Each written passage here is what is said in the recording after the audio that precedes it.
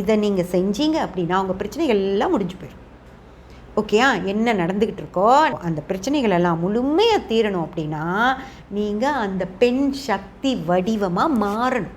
ஒரு வாராகியை கும்பிடுறீங்கன்னா வாராகி தாயாக மாறிடுங்க. ஒரு பண்ணாரி அம்மனை கும்பிடுறீங்கன்னா அவங்களா மாறிடுங்க. புரிஞ்சுதா? நீங்கள் தான் தாய், நீங்கள் தான் கடவுள், எல்லாமே நீங்கள் தான். அந்த சக்தி வடிவம், அந்த பார்வதி தேவியை உங்களுக்குள்ளே கொண்டு வாங்க.